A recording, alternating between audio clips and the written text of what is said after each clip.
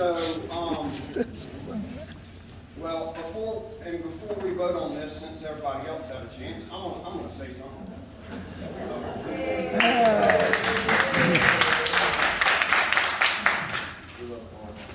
So,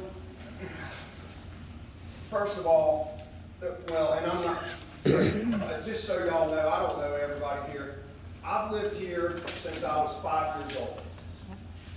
I moved here in 1975. Yes, I'm 51 years old, and I have been here since I was 5 years old. My parents still live here. My sister and brother-in-law live in this neighborhood. My wife and I live here, and my son just bought a piece of property on Lake Ryan. I'm not going anywhere. I've been here my whole life. The only reason I've put up with the BS that I have for all these years is because I care about the community. I don't know everything. I don't claim to know everything. I know that there is a lot of issues, and it's not just the board. There's a lot of issues. The community, all that. So I want to thank everybody for coming. I can't tell you how many years I've sat here and we've had 3 or 4 people in the audience for years and years and years. You know, that's everybody's fault. You know what I mean? It's a very unique community. Like Mike Weenie said, if we lose these lakes, they will not come back. I'm not saying that to scare anybody into voting for this, that, and the other. It is what it is. We will live, I've said this at other meetings, we will be like the Ravines and Orange Park Country Club, and these lakes will be, they'll be gone.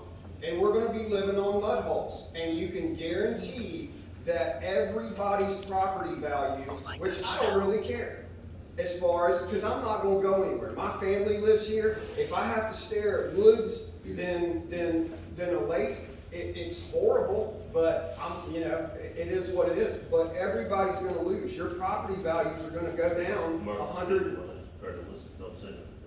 $150,000 at least. I mean, that's just an estimate. That's a fact. I want to thank Tim Lee for all of the work he has done.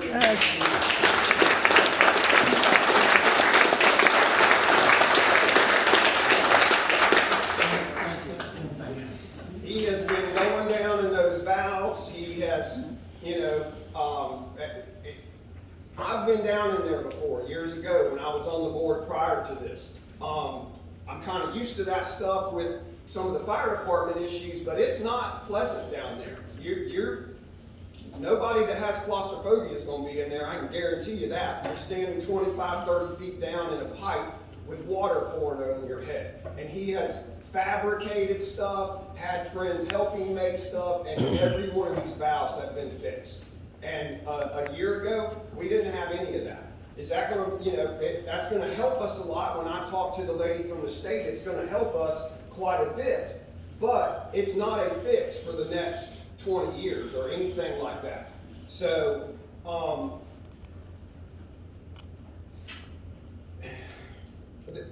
I have preached this for years, and you know what? I'm not going to stand up here and call people's names out.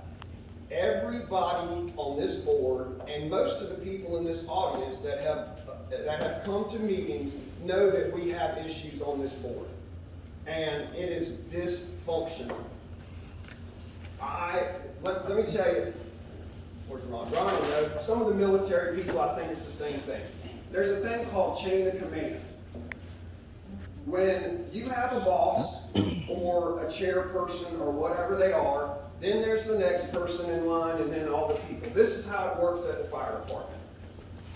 You learn, you have your bosses, you have this. You go on scenes that are chaotic. You can have people and bodies and this and that. Everything is everywhere. If you don't have people in charge that you report to and they report to, then everything just becomes chaotic.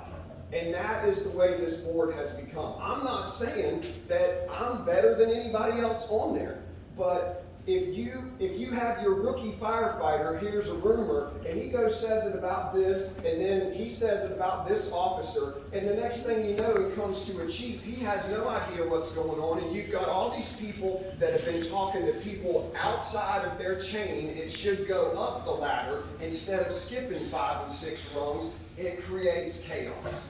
And that's what has happened the last couple of years. I have preached staying in your lane. And I will tell y'all honestly, 80% of my time, nobody believes this, 80% of my time that I spend as the chairman of this board is fixing issues caused by the board. Because people that don't belong talking to state people and DEP people and people that work for us. Everybody that works for this board has to come through me to do most of the stuff they do, and I get phone calls all the time because this board member has contacted them and they want them to do this. Then this board member has contacted them and they want them to do this. And that's why people quit this board, because they get bombarded from every direction and they don't know what to do. It becomes stressful and they just say, I'm done with it. It's not professional. It doesn't work. And believe, you don't have to believe me. I can go through my phone, 300 emails that I can prove every bit of what I'm saying. People not staying in their lanes. So it makes it ineffective. And that is not just our board. I received an email from Tracy Woods, the state dam safety officer, 3 weeks ago or so. A board member from another board emailed her and was talking to her about who owns the lake bottoms and that MSBD is not responsible for. They might not be responsible for dredging. They might not be responsible for this. Do you know what a bunch of buffoons that makes our neighborhood look like? And that boils down to people's egos that cannot, they just can't not say that they're important and that they want to talk to these people. And I feel sorry for them that they have nothing better to do but sit around their house and do stuff like that. And that's just one example. I can go back years and tell you all this stuff. I deal with the county people all the time. I work there. I know all those people. Some of them are actually my boss. Farther up that chain, that ladder I'm talking about.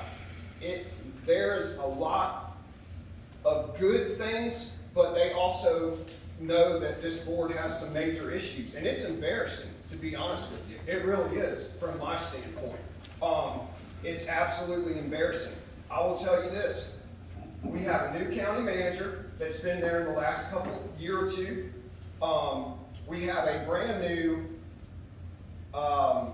lady that is over Public Works. She's the Teresa Gardner, the head over Public Works, and a Public Works engineer, Mike Smith, who is a newer guy. There is grant money out there right now. They have agreed to work with Janet and let her be a part of, they have a grants team that is working for the county now. I feel like if it is handled the right way, we have a very good chance, if Janet can get some help, to get some grant money. I really do. And I feel like my relationship with some of the other people from the county and Kristen Burke, our commissioner, has been very helpful with this stuff. But I am done looking like a buffoon when I go down there to talk to these people and they tell me stuff that other people have told them and board members have contacted them and I don't know anything about that. That makes me look like an idiot when I get down there. I'm just saying, and I'm not going to do it. So that is it's a huge issue in this neighborhood. We've got 90% of the people that don't know what's going on. 5% of the people come to the meetings, but then they listen to the rumors because they didn't come to the other ones. And then we've got people that unfortunately make a lot of phone calls and emails and stuff to people all over the place that make us look like idiots. I'm just being straightforward. I'm not gonna sit here and name names. Anybody that knows anything knows who it is. So, the engineering stuff, I think, I don't have hard feelings with Decoy. I think we had some disagreement. I think we had we stepped backwards too many times. Some of the work they were supposed to get done did not get done, but it was also held up for other reasons. And like Alton said, if we don't want to do that, then that's our decision to be made. At least with Mike Wingy, we have another option now as a community to basically move on with this, because starting over every time is useless, and I'm sick of doing it. Multiple secretaries, multiple landscape people. It's over and over and over again. And then people in the community tell me, and I know who they are, they go around and they talk about how Mark never gets anything done. All he does is talk and he never gets anything done. Well, I can't get anything done because we're constantly just starting over again and starting over again. And it's ridiculous. So I feel like we have a good chance for some grants. I feel like we can move forward with this engineering, but this board will change, or this is my last meeting. I can't do it anymore, and I'm not going to do it. I have a very stressful job, and in the last 3 to 4 months, my phone and email is all day long with all this stuff from this board, and I'm not going to live that way. I'm just telling you. I'm not saying that I'm the all-knowing or any of that, but this is dysfunctional, and I'm not going to be a part of it anymore unless this board changes. So,